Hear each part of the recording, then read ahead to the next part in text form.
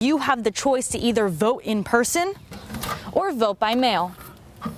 They said that they waited in the car for about 20 minutes for the heavy rain to stop, and a member of their family actually says that she got hit in the head with a branch that looked pretty much just like this. She says she is okay. Wind is not making the situation any better. You can see all of this is smoke. It's filling up the road. We can smell it from over here, and it's so strong that it's actually stinging my eyes right now. Chris and Jordan, this all happening here on Grove Street just before 3 p.m. and neighbors tell Western Mass News a boy was hit by a car after getting off of the school bus. They say they know the boy. They say he's 8 years old, and they saw the incident. They immediately ran over to help the boy to keep him calm until police got here. Oh, Chris and Jordan, it's funny. Right as Janet was saying the wind was starting to pick up, that's exactly what we saw here. You can see it now. The wind is starting to gust. Now, this happened right around 12:30. A lightning strike causing this hole in the road, and you can see it's still smoking. Now, again, this happened hours ago, and we've had some very heavy rain here in Hatfield, but the hole is still smoking.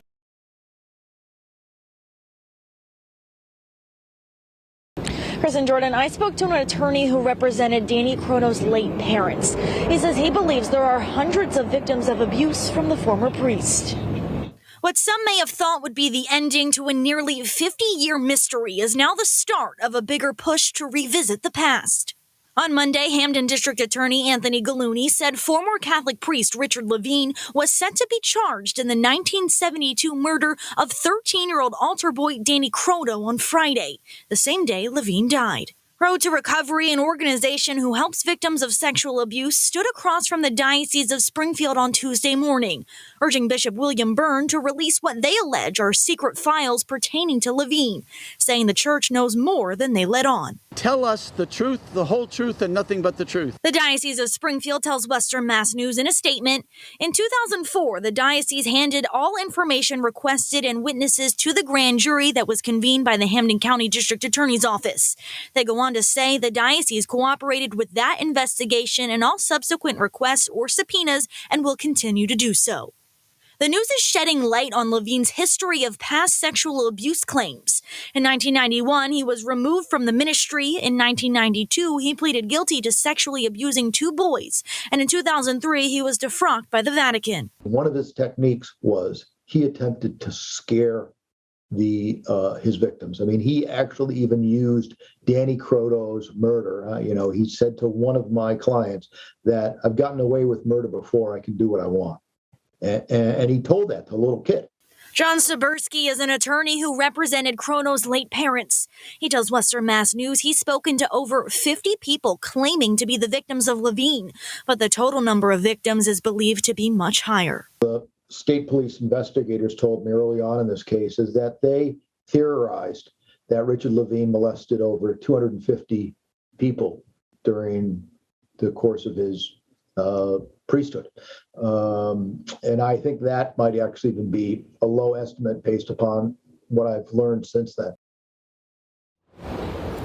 Now with Levine's death, Skaversky thinks more victims may come forward. Live in Springfield for Western Mass News 11 at 11, I'm Lindsey Kane. Chris and Jordan, I spoke to a group of homeowners today who all say their houses are starting to crumble from a mineral used to build their homes. They say they need help before it's too late. These brown spots are the mineral pyrrhotite. The mineral is rare, but when exposed to water and oxygen, it expands, causing concrete to crack and eventually crumble to the ground. The process is well underway in Mike Melanzi's home in Wales, arguably the worst cracked foundation in the state. It's a big price tag to fix it, anywhere from $125,000 to $250,000 to basically lift the house and take all the old concrete out. His walls are covered with deep cracks and holes, both inside and outside of the house. With just one touch, parts of the basement wall turn to dust. It goes all the way through the concrete wall. So what is happening here is happening all the way through. The right side of his wall is even starting to cave in. There's probably an inch and a half or an inch and a half on the bottom of the top. Touching in the middle. Eventually it'll come through, it'll fall in. It's a nightmare Milanese isn't facing alone. Pyrrhotite and concrete is estimated to affect thousands of people in Massachusetts. That's why a group was formed called Massachusetts Residents Against Crumbling Foundations. Members across the area all left with the same fate. You worry all the time, is this thing going to fall in. And every time you go on vacation, you know, you wonder, is it going to be standing when you get back? I could stick a pen inside one of the cracks. Floors cracking and falling apart. Our house is all paid off, and you know, we're hoping to pass it down to our daughter. You know, how are you going to do that if your house is falling? The fight to allocate state money to fix their foundations has been ongoing for years. But when the Champlain Towers in Surfside, Florida collapsed just 2 weeks ago, structural problems first noted years ago came to the forefront as a potential cause. Now local homeowners are looking for action, refusing to stand by and wait for another tragedy. They knew about it, and the fix was expensive, so it wasn't done when it was needed. And we don't want to be here in that position with all these homeowners living in homes that they don't feel safe in and wondering what could happen while they sleep. The impacted homeowners are pushing for a hearing into a bill that would lay some of the groundwork to fix this issue. There's also a push to use some of the money from the American Rescue Plan Act to fund these repairs. If you're interested in helping the group, or if you need to report a cracked foundation in your home, head to our website. That's westernmassnews.com. Live in Springfield, Lindsey Kane, Western Mass News.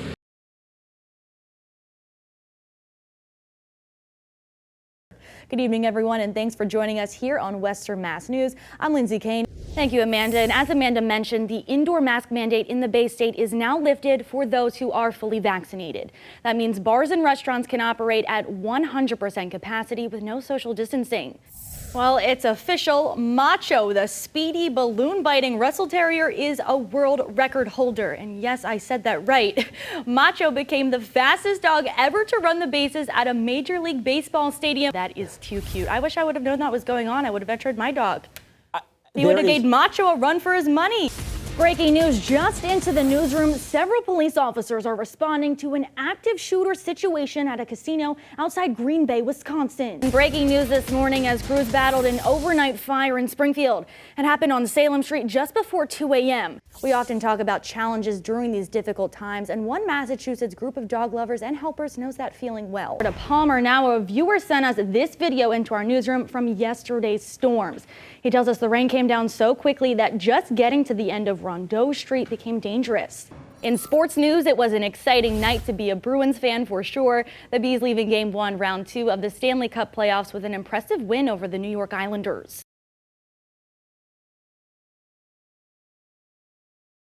Good evening, everyone, and thank you for joining us here on Western Mass News. I'm Lindsey Kane. It's been an absolutely beautiful Sunday, but for more on what we can expect for the work week, let's head on over to First Warning meteorologist Don Maher for a look at the forecast. Don, today, absolutely beautiful. Feels like summer. I mean, it actually did. Thanks, Don. It's another busy weekend for the Big E, with people coming from all over for what's expected to be the fair's busiest weekend. Western Mass News reporter Amanda Callahan joins us live from the fairgrounds with more. And Amanda, not a bad place to be today. Thank you, Amanda. And also at the Big E today, Western Mass animal rights advocates held another protest fighting against what they call animal cruelty at the fairgrounds.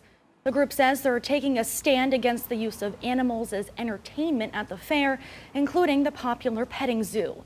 Activists say they'll be back every weekend of the fair as they try and get their message out. Western Mass News is your local sports authority. The Patriots took the field this afternoon against the New Orleans Saints, and although the outcome wasn't what fans would have hoped, the team still honored a New England legend at the game. Western Mass News reporter Matt Satilli joins us live outside Gillette Stadium with the details. Hey, Matt. Developing news in Las Vegas, where 2 tourists from Massachusetts are now dead following a crash inside Red Rock Canyon. About 8 a.m. on Saturday, Nevada Highway Patrol and Las Vegas police responded to the crash inside the park. Police say the 33-year-old and 34-year-old from Springfield and Chicopee will be identified after family are notified. Police say the Western Mass natives were driving at a high speed and lost control after failing to follow the curve on the road. We'll continue to bring you updates as they come into our newsroom.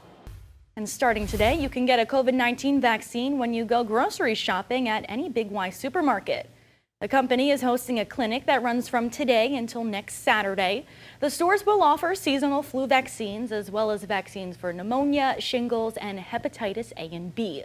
No appointments are necessary, and anyone who participates will receive a Big Y coupon. Some Springfield residents are mourning today. Springfield Mayor Dominic Sarno says that Bishop Neil Boyd died in a medical-related car accident on Saturday morning. Boyd was the senior pastor of End Time Revival Holiness Church in Springfield, as well as a mental health and marriage and family counselor.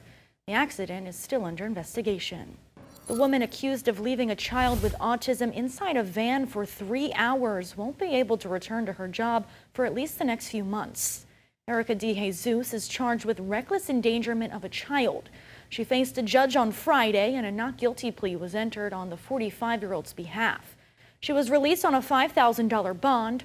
Her next court date isn't until February. A new type of drug rehab is being proposed at the State House on Monday. One of the bills would create a 10-year pilot program establishing 2 or more supervised consumption sites where people use illegal drugs in the presence of staff trained in helping reverse overdoses. Also included in the hearing are bills that would make personal possession of illegal drugs a civil rather than criminal violation. Coming up on Western Mass News, some Democrats are at odds over President Biden's infrastructure bill. More on that bill's price tag next.